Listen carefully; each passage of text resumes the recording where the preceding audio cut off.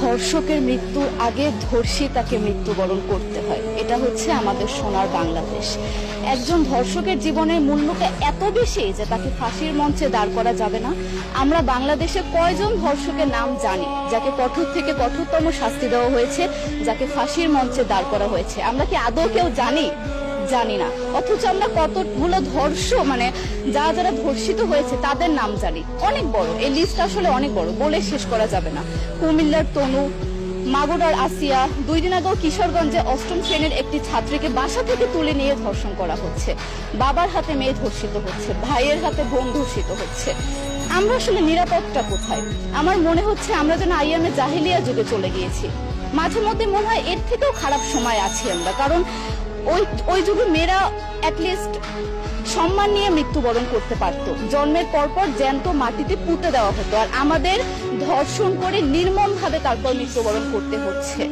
যদি সরকার আমাদের ওই নিরাপত্তা নাই দিতে পারে, তাহলে সরকারের কাছে আমাদের অনুরোধ, আমাদের জ্যান্ত মাটিতে পুঁতে দেখ। আমরা বেঁচে থাকতে চাই না, আমরা সম্মান নিয়ে মৃত্যুবরণ করতে চাই। আমরা এই দেশে থাকতে চাই না যে এই দেশে আমাদের কোনো নিরাপত্তা নেই, যে এই দেশে রাস্তা দিয়ে হাঁটলে আমাদের মধ্যে একটা আতঙ্ক কাজ করে, তখন কি না কি হয়ে যায়। আইন উপদেষ্টা বললেন যে ধর্ষকের নাকি ফাঁসি দেওয়া সম্ভব হবে না, তাহলে নাকি নিরীহ মানুষকেও মাঝে মধ্যে ফাঁসির ব্যবস্থা করা, মিথ্যা মামলায় ফাঁসিয়ে দিয়ে ফাঁসির ব্যবস্থা করা হতে পারে। আইন উপদেষ্টার কাছে আমার প্রশ্ন, আল্লাহ না করুক আজকে যদি আপনার কাছের কেউ, আপনার বোন অথবা আপনার স্ত্রী অথবা আপনার মেয়ের সাথে যদি এরকম কোনো কিছু হতো, আপনি কি আসলে এটা বলতে পারতেন যে না, ধর্ষককে ফাঁসি দেওয়া যাবে না? কোনোদিনও পারতেন না। আপনি সবার আগে তার ফাঁসির ব্যবস্থা করতেন, সম্ভব হলে নিজের হাতে মেরে ফেলতেন। তাহলে আমাদের বেলায় কেন এত বৈষম্য? আমরা কি দোষ করেছি? আমরা কি নারী না?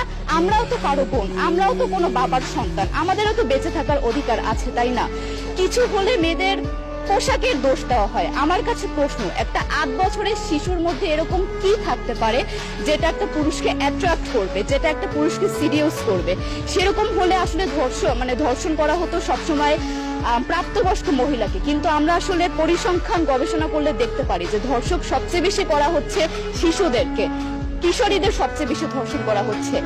দৃষ্টিভঙ্গি পরিবর্তন করুন, চিন্তা ভাবনা পরিবর্তন করুন, ধর্ষকদের আইনের আওতায় আনুন। যদি আইন উপদেষ্টা অথবা প্রশাসন যদি ধর্ষকদের শাস্তির ব্যবস্থা না করতে পারে, আমাদের হাতে তুলে দেন, আমরা নিজেদের হাতে শাস্তি দিয়ে দিতে পারবো। এই সাহস আমাদের মধ্যে আছে। বেঁচে থাকার জন্য আমাদের যতটা কঠিন হতে হবে, আমরা কঠিন হওয়ার জন্য প্রস্তুত আছি। আমরা ফাঁসি চাই, ধর্ষকদের কঠোর থেকে কঠোরতম শাস্তি চাই। যতদিন না পর্যন্ত ফাঁসি দেওয়া হবে, যতদিন না পর্যন্ত ধর্ষকদের শাস্তির ব্যবস্থা করা হবে, আমরা আমাদের আন্দোলন অব্যাহত রাখবো। দরকার হলে আমরা শিক্ষা প্রতিষ্ঠান বন্ধ করে দিব, তবুও আমরা থামবো না। এটাই আমাদের দাবি।